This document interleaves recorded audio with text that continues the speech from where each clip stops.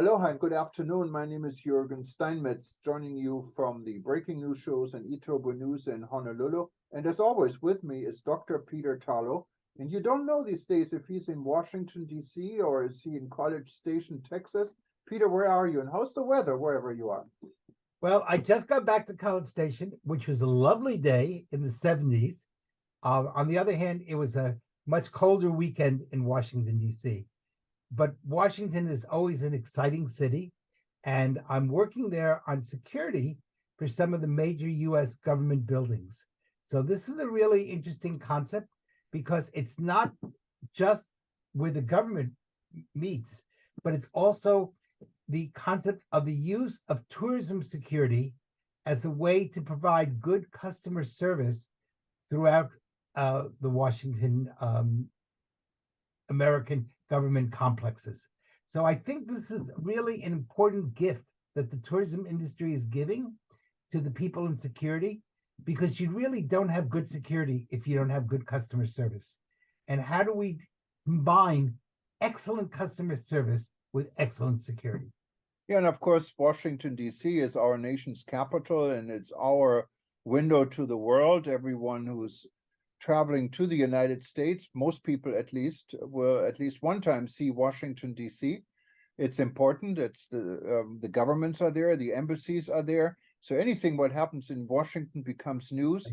And security is, of course, top important, but also the image and customer service and how Washington is perceived. So I think this is great.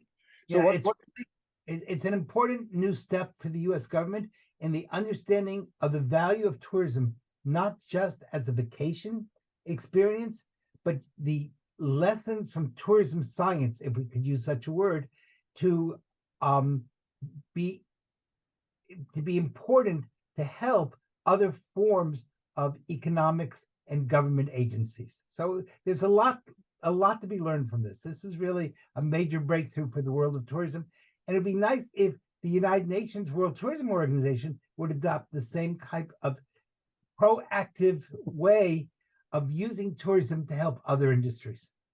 Now, Peter, when you say you go to Washington and you do a lot of training, I assume, what is really, how would you start? Who do you teach customer service? Who in Washington should know about customer service? Is it the security people? Is it the people that sell the tickets for the different attractions or museums, or?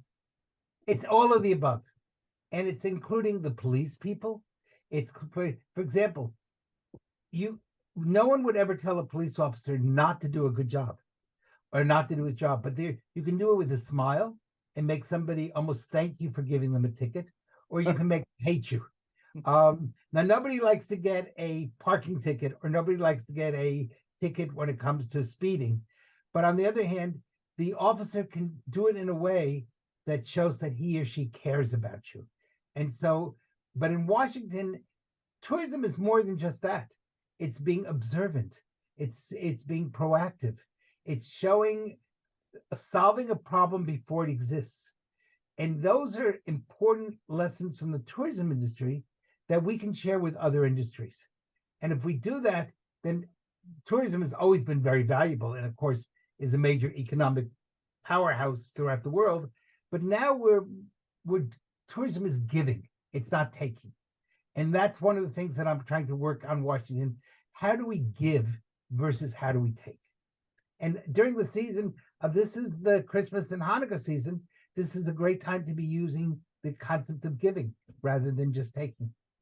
Oh, absolutely. So when you, is there a tourism police in Washington, or? It's part of the Metropolitan Police. Now, all police right now have a problem, and that is that they are understaffed. And that's part of the problem when we had in this country, abolish the police or defund the police. So the police left. So now we have a big problem. Places like Minneapolis have terrible crime problems, and they can't get anyone. Would you want to be a police officer in Minneapolis? No. No.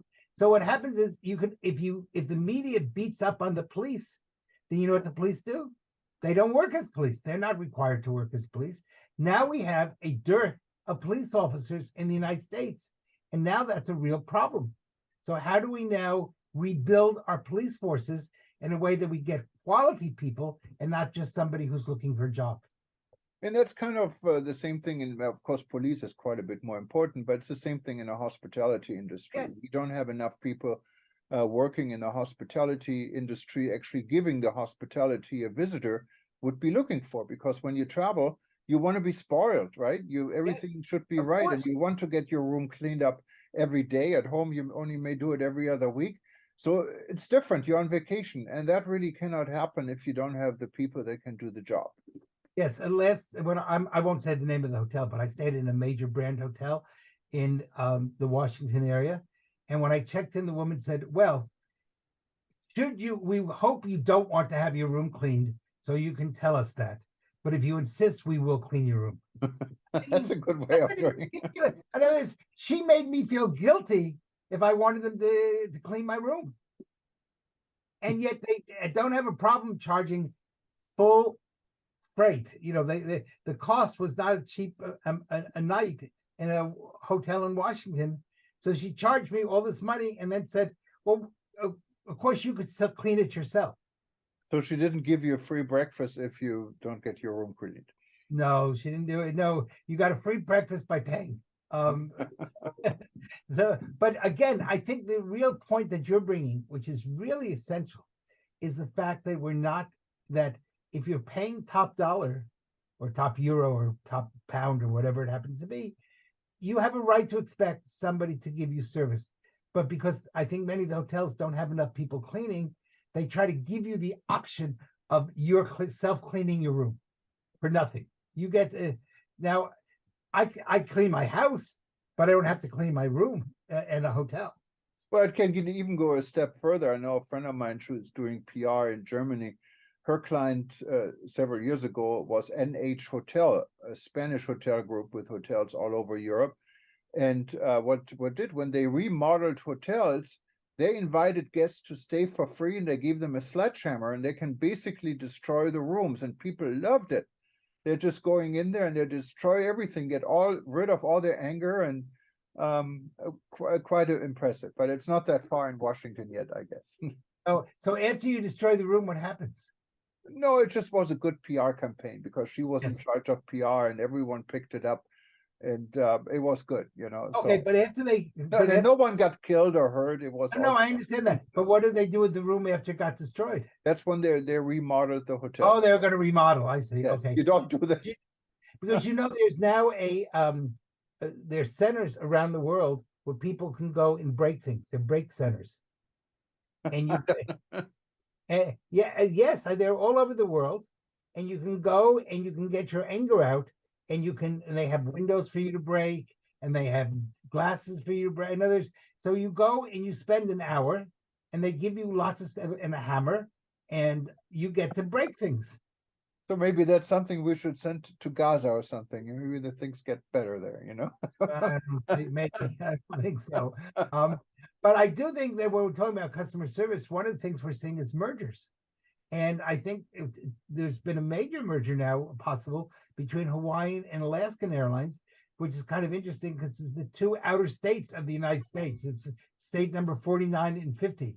Yeah, and Alaska Airlines actually will be based or is based in Seattle, Washington. Right, So it's it is, called yeah. Alaska Airlines. And this was really big news on Sunday when they that Alaska Airlines agreed to buy Hawaiian Airlines for $18 a share, or $1.9 billion, what isn't quite a good amount of money. And I found that really surprising because Hawaiian Airlines is doing very well, and they really are and have been the image of what we call Aloha Spirit. The service is different from any other airlines. It's really How is it different? Well, I mean, the way the flight attendants dress, the cabins are made, it's really Hawaiian. You got the orchids, you got the smell, you got a nice, good food, even in economy. And so it's a good airline. It's really a good airline. And Hawaiian Airlines for many years was trying hard to build this image and make Honolulu a hub for their little world, what connects through Honolulu not only to our neighbor islands, but to Tahiti, to Korea, to Japan, to Australia, New Zealand. And so I was quite surprised to hear this. Alaska Airlines has been an important but a smaller player in the Hawaiian market for many years. But it's a And very good airline, Alaska. it's a good airline and Excellent. part of the American Airlines overall system. So what Yeah. could be really One extend world, the isn't network, that? Oh, one world. I think. right? What could extend the network for also Hawaiian Airlines. But then again, I think Hawaiian Airlines is kind of, or Hawaii is losing the advantage of having a hometown airline. And there's really nothing left. After Aloha Airlines several years went out of business, after the super ferry was killed by the airlines because they didn't want the competition. Now we're only going to have Alaska Airlines and Southwest Airlines flying in between our islands, what is, of course, a change. So I think we lose But our I believe one of your senators is anti-airlines, says that nobody should fly. And so maybe what you could do Oh, we is don't have no ferries either. How are we going to go to places, Peter? canoes. I was under the impression that if you want to go from one island to the other, you canoe, which would be green energy and would make everybody happy. Because I believe your senior senator from Hawaii is against any form of fossil fuel and is against airlines. So I think the Hawaii should set up the first canoe system and people can canoe between the various islands. Yeah, it would be fun, but really, in reality, we don't have a ferry service. We have freight service between the islands, but if you want to take a ferry from Oahu here, Honolulu, to go to Maui, you couldn't do it. And we had the super ferry, what was wonderful. I really enjoyed the super ferry. You could take a car for a reasonable amount of money. I took my car to Maui, and it was really nice. It brought Hawaii together. Like nothing ever brought together. But of course, one ferry, and they went like every other hour or so, had the same load as of 11 airplanes. So obviously Hawaiian Airlines, and at that time Aloha Airlines was still in business, didn't really like it because it took business. And from what we reported about it, and we couldn't really substantiate in every detail, but what we found out is that at the very least, the airlines were quite supportive, whether with money or with paying for attorneys or just behind the scene, to support the environmental groups that were at that time against the operation of the super ferries because of the dolphins. And so that all stopped, and it was a big That loss. would be your solution. People could ride dolphins. Yeah. Very smart. And people swim with the dolphins. So maybe you can have the first, the dolphins could make extra money, and you can put people on the back of a dolphin and they can take you to whichever island they want. Peter, I'm definitely going to take a picture with you on the back of the dolphin and see where you go. Now the issue is you got to convince the dolphin to go where you want it to go, and not where it wants to go. But Yeah. but you could have the first dolphin ferry. Wouldn't that be nice, huh? And it would green energy and would make the people in what's it called, COP, whoever the people doing the climate change Top stuff. 28, yes. Yeah. So COP 28 could be that we get around Hawaii by dolphin rides. Well, it's not going to happen, but it's some interesting development. Our hometown airlines will be Alaska Airlines starting, I think, in April of next year. And so we're going to probably see some changes also in airfares, because every time there's a merger, there is Always goes up change in more. price structure. And we're probably going to see some adjustments in service, and see how this all turns out. And I think we can make a prediction, and we'll see if it's right, which is it will be bad. It will not be good. Because whenever you have two airlines merge, the price goes up and the service goes down. And that's what happened with United and Continental. Yes. Both of them were good airlines. They had great service, and that kind of went down the drain. Now it's slowly coming back, so they're improving a little bit. I understand they're now at United Airlines you can get pillows again, what you couldn't get for years. So things are improving, Peter. There were no pillows on the trip from Washington to Houston. No, you won't have pillows. I told you about my flight in Polaris, yes. From Washington to Las Vegas on a plane what was freezing cold, and there's no pillows and blankets. They just want you to stay free. But they do give out free pretzels. Yeah, they're excellent. Yeah. And on American Airlines, you get almonds instead of pretzels, so you Okay. have a choice. All right. But they probably charge you for the almonds. No, I think you get almonds for free, so it's still one of the giveaways. So Oh, anyway, so but really, I think the important issue is we're in December, and December is a very heavy travel tourism month.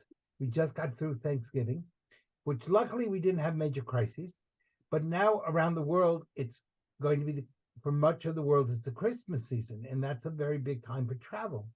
And I think it's really important for the entire tourism industry, not just the airlines, but the hotel industry, the attractions, the restaurants. People are now hopefully trying to put COVID behind them. There's some new illnesses are coming, but right now the world is semi-healthy. So people want to travel, and if the tourism industry is smart, it will really go out of its way to show good customer service. If it's not smart, it will reinforce the fact that so many people think that the travel comes from the French word travail, meaning to work, which comes from the Latin word tupelos, meaning to have a pitchfork in your rear end. And it's a pain in the you know what. So we need to really work on finding ways for hospitality industry should not be a hospital. It should be, nor should it be hostile. It should be happiness. It should show a sense of caring. And this is really the time for the tourism industry to reconstruct itself. yeah, and it's we're kind of in uncharted territories these days when it comes to tourism. You can never predict tomorrow because this world is moving so fast. Yes. And we never know what is. If you look at the Middle East, for example, right now numbers are, even though it's booming in countries like Saudi Arabia or the UAE, but numbers are still going down. It's shifting. Tourists are not necessarily arriving from the United States. They're arriving from Russia now. Right. So this world is always shifting. Because what's really interesting is the United States and Europe put major sanctions on Russia. Russia is doing better than ever, and the West is suffering.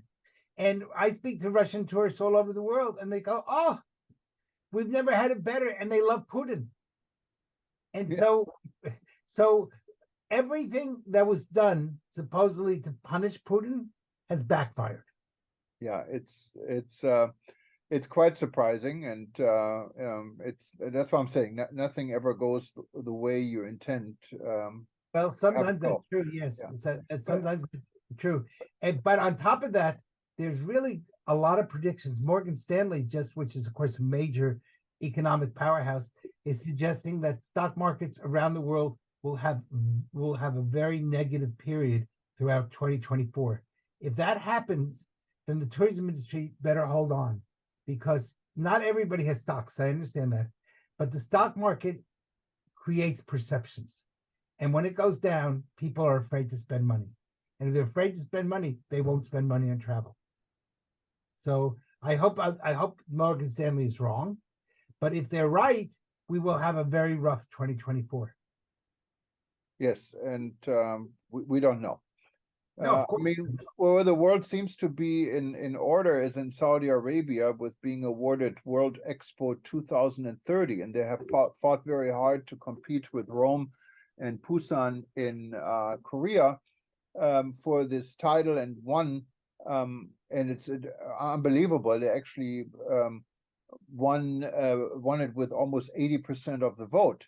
And the surprising thing here was that Rome, all the European Union countries said they would vote for Italy because it's part of the European Union. What is now impossible, because when you count the votes, even if everyone who voted for Rome was a European Union country, it doesn't add up.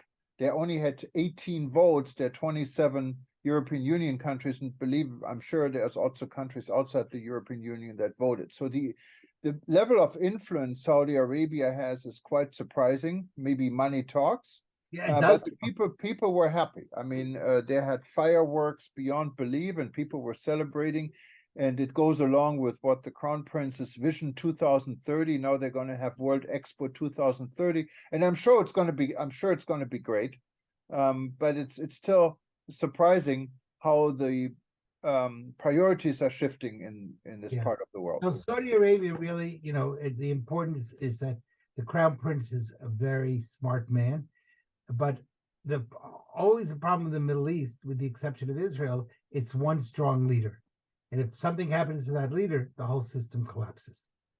And so that's one problem. In Europe, you see a different problem, and that is no one knows how long the EU will exist. Italy wants to leave. If Marie Le Pen is right now leading in the polls, and if she wins in France in the next election, France will pull out of the EU. Holland wants to pull out of the EU. So the EU is really holding people in against its will. It's really the Germans trying to conquer Europe, and it's a soft conquer versus a World War II conquer. But Hungary would like to pull out of the EU, and Poland is demanding that Germany pay them compensation from World War II. So you have a mess in Europe, and of course you have Brexit. Now you might have Nexit from the Netherlands. You could have Frexit in France. You could have Itexit in Italy. You have Hexit in Hungary. So I don't see people jumping in. It seems to me people want to jump out of the EU and want to jump out of the euro. And that could cause a real problem in tourism, because if the euro falls and they have to go back to, the Deutschmark and the Gilde and the, whatever, the peso or whatever the currency is, that would be a little chaotic, to say the least. Yeah, it would. And hopefully it's not going to happen, because there's too much invested. And I think it would mean probably a collapse of many of the systems that have been in place. And usually the younger generation, many times they forget the history, why this is all happening, and it's not good. And you get these right-wing movements in some of the countries, like in Hungary and in Italy and France, and also in parts in Germany. They're not very healthy. And so You also have Holland, of course, left. yeah.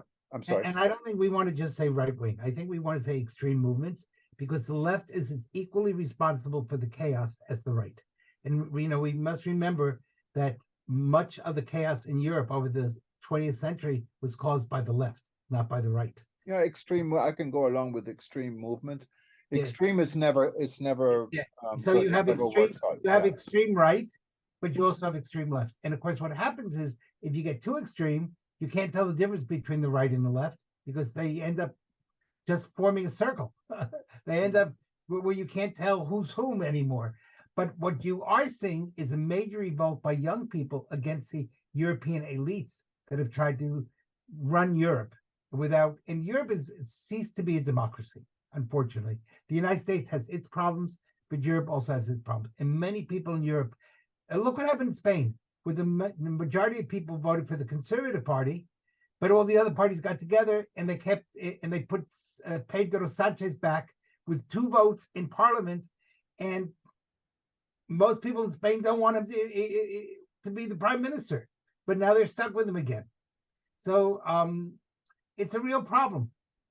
Yeah, and of course, many of the countries where you don't have a democracy the same way we see it, or maybe Europe sees it, people can be in power forever, like in China, and they don't have to worry about time. So they do have time, and they can plan things. And talking about China, it's quite interesting. In 2017 at the UNWTO General Assembly, and I was there in Chengdu at the time, China started an organization, and all of a sudden, all these countries that didn't want to be part of the UNWTO, including the United States, all of a sudden couldn't resist in becoming a member of this new organization the government of China started. And we never heard about them for years. And now all of a sudden, out of nowhere, they're popped up, and they have been quite busy in the last years. And now they can show all these players that are not part of UNWTO are now in this organization, but fully funded, fully run, fully controlled by the Chinese government. But who's going to say no? We want the Chinese travelers. We need them. It's a number game. And that's how power comes back, and they still have the same leadership they had in 2017 today. So something like this in Europe would probably never function, because once the next government comes in, they're going to have a different priorities. Well, it's going to be different. there was a big change. There are some changes going on in the world. The Dutch got rid of a government that had been in power forever. And so, it's the first sign that we see democracy coming back to Holland. Argentina got rid of a government that had been forever, which was incredibly corrupt. Now, the new guy is kind of unique because he has some interesting beliefs, to say the least, but we'll see how that goes. You have dictators in places like Cuba. So it'll be very interesting to see how the world goes and where the economies go in 2024. So I think with that, we probably have had a good review of the world. It's been a while since we've been on the air, and I think people will be excited to see us back again. And we're going to, I think, start some new exciting programs to tell people about very soon. And that'll be a really nice thing for 2024 because we need to have some good things. So yeah, and before we go, Peter, we have some new developments in the making, and we will make an announcement. Yes. One is we started two new publications. Yes. One is Caribbean Tourism News, and it's all going to be, you can see it here, it's already online. You can see it, CaribbeanTourismNews.com. It's a mix of promotional messages, travel specials, and hard news. And it also covers news from some of the other publications in the Caribbean. You see it here on the right part of the screen. At the same time, we also started Saudi Tourism News. Saudi Arabia is becoming such an important player in tourism, and there's so much to talk about and to do. So we're going to follow this a lot more in details. And again, our setup is, you see travel news, travel specials on the left side of the screen, and then in the middle you see the news. On the right side you see news from Saudi Arabia, from other sources combined. So we're excited about this development and hope it will add to our portfolio of news. And of course, eTurbo News, our main publication, will be unchanged, and we follow the world no matter where it is. You can always click on countries to see a summary of news in those countries. But Peter, yes, we're coming to an end of this event here, and we'll see you again very soon. And for those that are watching us and you missed the beginning, just stay tuned. We're going to repeat it. And if you don't see it repeat, go to breakingtravelnews.com, and you will then be able to watch all our different shows. It's great to watch us while you're having coffee or breakfast in the morning. So because you don't have to pay that much attention to us. But before we end, I want to wish everybody a happy Hanukkah, a Merry Christmas. I hope everyone has a wonderful holiday season in the month of December. Yes, and I wish the same, but hopefully we're going to see you again before that. Of course. But But this Friday Hanukkah starts, so I want to wish everybody a happy Hanukkah. Thanks so much. Yeah, and maybe add to the word happy, we add peace, because we all need this. Let's hope there'll be peace. Yes, peace is always a good thing. Let's hope that we come to a peaceful world, and that 2024 is a world without killing, without murder, without rape. All right. Aloha, everyone, and thank you for watching. Bye-bye. As we say in Texas, ciao, y'all. Bye-bye.